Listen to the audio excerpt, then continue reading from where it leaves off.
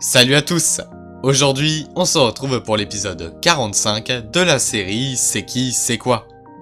Cette fois-ci, je vous présente le personnage de Wendell Vaughn, alias Quasar, le protecteur de l'univers.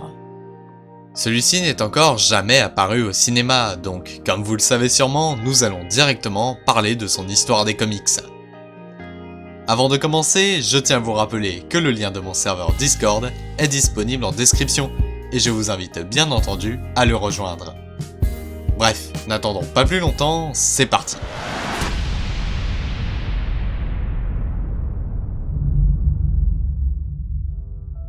Apparu dans Captain America numéro 217 en 1978, Wendell Vaughn a d'abord été membre de l'armée américaine, avant de s'inscrire à l'Académie du Shield. Celui-ci est un parfait élève, à l'exception d'une chose. Il n'a pas l'instinct de tueur, parfois nécessaire aux missions de terrain. Il est alors affecté à la garde d'un projet de Stark Industries, travaillant sur les Quantum Bonds, des bracelets créés par l'entité cosmique Ion.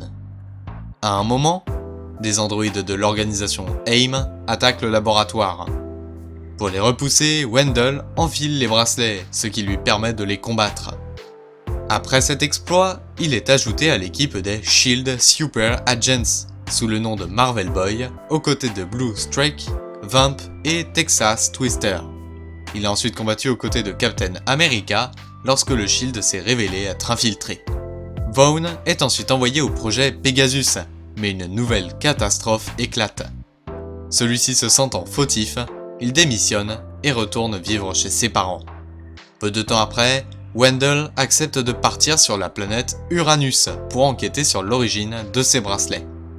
Arrivé sur place, il fait la rencontre d'un certain Death Surge. Cet individu malveillant tente alors de le tuer, mais heureusement, Wendell est envoyé dans ce qu'on appelle le Subspace par Ion, le créature des Quantum Bonds. Ion le désigne comme le successeur de Captain Marvel en tant que protecteur de l'univers. Quasar revient dans l'univers normal et bat Death Surge, qui lui dit avant de s'évanouir la mystérieuse phrase « Quand nous nous reverrons, vous me supplierez de vous tuer, et je refuserai ». Revenu sur Terre, il a affaire au Living Laser, avant que celui-ci ne soit emmené dans une autre dimension. Quasar s'allie ensuite à l'Escadron Suprême, dont l'éternel Hyperion en est le chef, ainsi que Makkari, pour combattre un extraterrestre au pouvoir psychique nommé Overmind.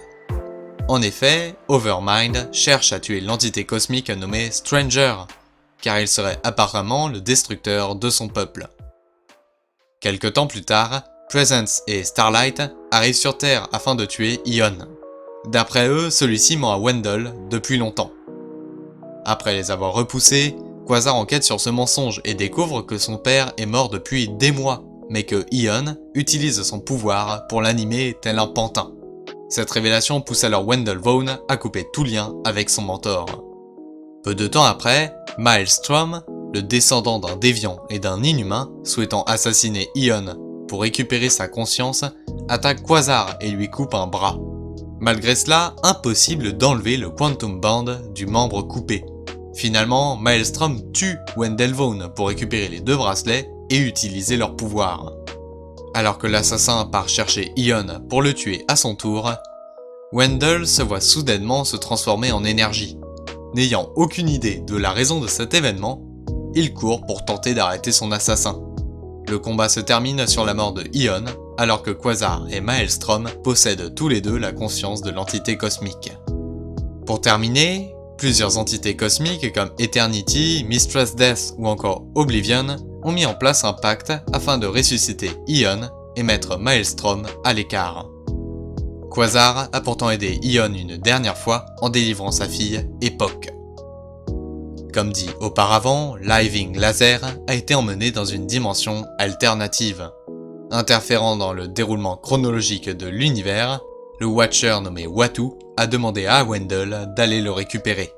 Lors de ce voyage interdimensionnel, Quasar fait la rencontre d'un Maelstrom alternatif, avant d'être envoyé par erreur dans un univers appelé New Universe, de l'omniverse situé en dehors du multivers. Pour info, le multivers, c'est l'ensemble des univers de Marvel Comics. L'omnivers, c'est l'ensemble des univers et multivers de toutes les licences, c'est-à-dire DC, Marvel, Ghostbusters, etc. Logiquement, les Watchers comme Uatu n'existent pas dans cet univers. Pour retourner dans son monde d'origine, il a utilisé une source d'énergie appelée Starbrand. Plus tard, les deux espèces extraterrestres nommées Kree et Shi'ar se sont préparées à rentrer en guerre. Leurs activités ont menacé le Soleil ainsi que la Terre elle-même. Les Shi'ar ont même acquis les Negabands, les bracelets de Captain Marvel. Alors que les Avengers tentent de calmer les dirigeants des deux camps, Quasar est parti sur le champ de bataille pour combattre les différents vaisseaux. Alors que la paix était proche, les Skrulls ont fait exploser une bombe sur Hala, la planète des Kree. Les Avengers découvrent alors que le dirigeant des Kree, l'intelligence suprême, n'était pas totalement innocente. Alors qu'Iron Man décide de tuer la tête flottante, Wendell Vaughn décide de quitter les Avengers avec Makkari et Kismet pour aller protéger l'univers et éviter d'autres tragédies. Après le comics Infinity Gauntlet, l'entité cosmique Stranger a souhaité récupérer l'énergie Starbrand, récupérée par Quasar dans l'omnivers. Cette énergie, elle est involontairement stockée dans le corps d'une certaine Kalia Ballantine. Pour kidnapper Kayla, Stranger doit créer une diversion. Cette diversion, c'est créer un propulseur géant pour provoquer une collision entre la Lune et la Terre. Quasar étant parti sauver la Terre, il ne fait pas attention à la disparition de Kayla. Stranger fait alors transporter la planète d'origine de Starbrand vers son laboratoire. Heureusement, le tribunal vivant est arrivé pour juger Stranger et renvoyer la planète. Kayla reste tout de même bloquée à jamais sur cette Terre. Durant son voyage vers la Terre, il a affaire au retour de l'entité Presence qui souhaite le tuer avec l'aide de sa fille Black Star. Pour y échapper, Wendell simule sa mort et s'exile dans l'espace. Il est ensuite accusé de meurtre par l'organisation galactique pacifique nommée The Charter. À l'aide de Beta Ray Bill, Silver Surfer et les Star Masters, il arrive tout de même à prouver son innocence et à trouver les véritables assassins. Wendell a ensuite été contrôlé, comme la plupart des Avengers, par Morgan le Fay, mais a été ensuite sauvé par Scarlet Witch. L'intelligence suprême de retour, la Terre est transformée en planète prison par les Kree. Après l'avoir libéré, il est confronté à un nouveau problème. Ego grandit rapidement, devenant un réel danger.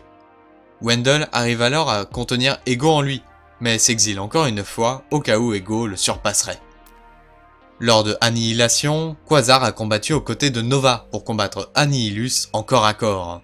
Il se voit tout de même se faire confisquer ses Quantum Bands.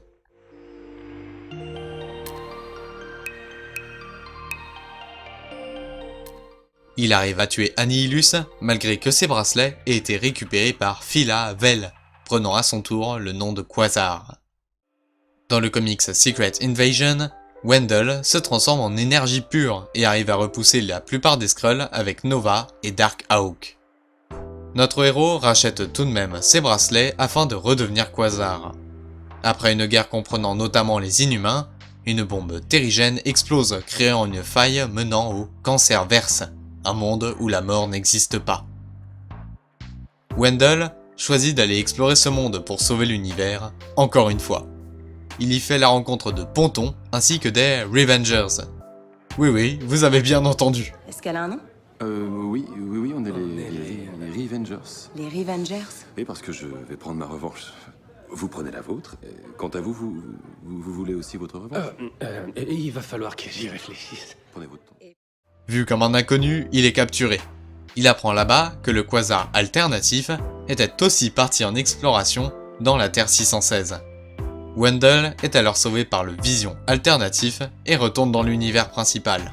Une guerre éclate alors entre le Cancerverse et la Terre 616. Wendell s'allie à Nova et au Nova Corps pour les combattre, avant que le Silver Surfer, Galactus, les Célestes et bien d'autres ne rentrent aussi dans le combat, menant plus tard à la fin du conflit. Pour empêcher de nouvelles catastrophes, Quasar a rejoint l'équipe des Annihilators, aux côtés de Ronan, Beta Ray Bill, Silver Surfer et Gladiator. Ceux-ci ont entre autres combattu Thanos ainsi que Adam Warlock, et ont empêché la résurrection du Magus. Wendell a ensuite confié ses bracelets au Shield lorsqu'il s'est rendu compte qu'il n'arrivait plus à les contrôler. Pour combattre Zemo, un agent nommé Avril Kincaid a utilisé les bracelets, faisant de lui le nouveau Quasar. Actuellement, il arrive que Wendell reprenne le costume, créant parfois donc une coexistence de deux Quasars simultanément. Question capacité, étant une énergie pure, il peut changer de forme.